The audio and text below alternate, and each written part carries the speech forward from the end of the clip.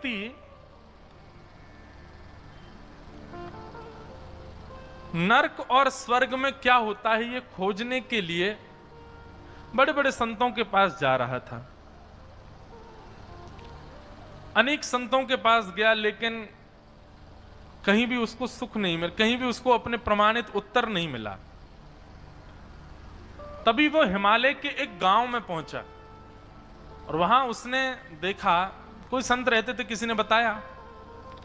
तो जैसे उस गांव में पहुंचा, गांव में पहुंचने के बाद उसने गांव वालों से पूछा, तो बोले आश्रम कहाँ है, संत रहते हैं आपके गांव में एक। तो उन्होंने बताया, बोले ये सामने जो है यही आश्रम है, लेकिन हमारे जो महाराज जी हैं, जो संत हैं, वो आश्रम में नहीं रहते।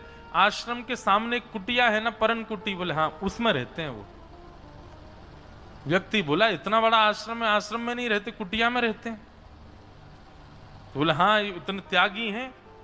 बोले पुराना स्थान उनका कुटिया ही है और उनके अनेक शिष्य हो गए, सबने आश्रम बना दिया, लेकिन गुरुजी हमारे महात्यागी हैं, आश्रम में जाते ही नहीं, कुटिया में ही रहते हैं। तो उसकी इतनी श्रद्धा, इतना प्रेम बढ़ गया उन संत के प्रति, इतना भाव बढ़ गया। संत को जाकर के प्रणाम किया, प्रणाम करके वंदन किया और बड़ी प्रशंसा करने लगा। बोले महाराज आप जैसे त्यागी महापुरुष का दर्शन करके मैं तो कृतकृत्य हो गया, परम आनंद हो रहा है। आपके बारे में मैंने सुना, आप आश्रम में नहीं रहते, यहाँ कुटियां बना करके रहते हैं, इसमें रहते, इतना त्यागी आपका भेष। महाराज मैं तो धन्य हो गया, आपके रूप को देखते ही मेरे तो कई संशयों के उत्तर, वो बड़े बड़े उसने पुल बांधे प्रशंसा के। और मुझे तो ऐसा लग रहा है कि मुझे ठौर मिल गई है, मैं जहां जाना चाहता था वो स्थान मुझे मिल गया है। अब मैं भले ही कहीं ना जाऊं चलेगा, पर मैं बड़ा प्रसन्न हूं आपके दर्शन करके।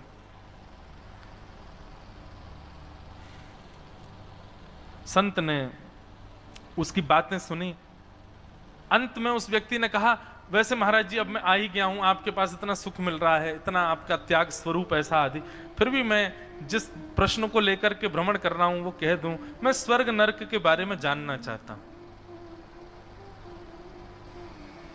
जैसे ही उसने प्रश्न किया तो महात्मा बोले, अरे तुम ये सब मेरी प्रशंसा करना छोड़ो, मैं त्यागी महापुरुष सब छोड़ छाड़ के रहता हूं, जैसे ये सब क्या बोलते हो, तुम अपनी बताओ, तुमने ब्याह किया?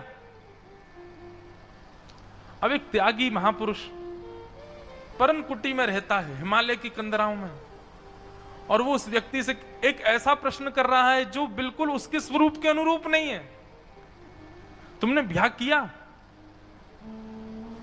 तो बोले ब्याह तो अभी, अच्छा कोई मिली नहीं क्या तुमको? हाँ अरे ससुराल में इतना क्या कहते हैं बड़ा प्रेम दिया जाता है, मैंने सुना है।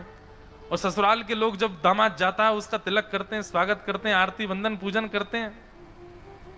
अरे गृहिणी के साथ में रहने में कितना सुख होता है, नन्हे नन्हे बालक होते हैं, फिर वो पिताजी कहकर के पुकारते हैं, कितना सुख मिलता है, कितना सुखदायी जीवन। पूरे दिन कार्य करके लौटो, घर लौट करके आओ, पत्नी गर्मा गर्म रोटी बना करके खिलाएगी, तुम्हारी मन चाही सब्जी बनाती है, कितना सुख मिलता होगा ना। संत की बात सुनकर के उस व्यक्ति का मन खिन्न हो गया। बोले देखने में साधु है, बस वचन तो सुनो जरा इसके, अत्यंत काम में, अत्यंत संसारी भोग विलासों में संलिप्त लगता है, तभी मुझसे कह रहा है। और महात्मा तो बड़ा बड़ा चढ़ा करके बोलते जाएं। बोले कि अरे मैंने एक दिन गांव में घूम रहा था, तब मैंने देखा एक बालक मेरे सामने छोटा सा था, बड़ा हो गया, उसकी इतनी सुंदर पत्नी आई है, अब अपना गृहस्थाश्रम में रह रहा है, कितना बढ़िया जीवन उसका। जब बोलते गए बार बार, तो वो व्यक्ति जो प्रश्न करने आया था वो खड़ा हो गया और वो खड़े होकर के अब शब्द कहने लगा। बोले अरे तुम महात्मा बने घूमते हो, तुम्हारी प्रवृत्ति तो संसार में फंसी हुई है, पूर्ण रूपेण तुम्हारे चित्त में संसार है, और मुझे तो तुम्हारा दर्शन करने की भी इच्छा नहीं, मेरा तो मन होता है कि तुमको ऊपर पहाड़ से फेंक दूं, तुम्हारे जैसे महात्मा ऐसी संसारिक चर्चाएं करते हो। संत प्रसन्न मुद्रा में उसको देखने लगे। बोले तुम आधा घंटे पहले जब मेरी कुटिया में आए थे ना, तो तुमको स्वर्ग दिख रहा था, क्योंकि तुमने बाहर मेरी बड़ी प्रशंसा सुनी, तुमने बाहर लोगों से मेरे बारे में सुना, यहां आकर के मेरे त्याग को देखा, उसके बाद तुमको लगा कि यही स्वर्ग है, लेकिन मैंने वचनों से तुमको न अच्छी लगने वाली चर्चा की, तो तुमको वही स्थान, वही व्यक्ति, वही जगह जो परम स्वर्ग की भांति लग रही थी, वही नरक के भांति लगने लगी। जिस मेरे स्वरूप को देखकर के तुम्हारे सारे समाधान प्राप्त हो गए थे, उस मेरे ही स्वरूप को तुम पहाड़ से फेंकने की बात कर रहे हो।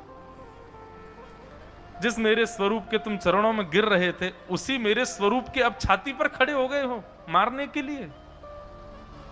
ये नरक है। व्यक्ति को जो प्रिय लगता है वो उसे प्राप्त हो जाए तो उसी को वो स्वर्ग मान लेता है, और व्यक्ति को जो अप्रिय लगे वैसा यदि कुछ उसके साथ हो जाए उसी को वो नरक मानता है। पर जिसके चित्त में ना तो प्रिय वस्तु है और ना किसी वस्तु के प्रति अप्रियता है, वो व्यक्ति ना तो स्वर्ग में है, ना नरक में है, ना पृथ्वी पर है। ब्रह्म सौख्यम त्वनंतम, वो साक्षात वैकुंठ में है। इसलिए ये स्वर्ग नरक दोनों यहीं प्रकट। मैंने तो बहुत सामान्य सा एक उदाहरण दिया स्वर्ग का, नरक का, पर नरक तो श्री दंडपाणि भगवान बड़े विचित्र विचित्र रूपों में यहां पर प्रकट करते हैं।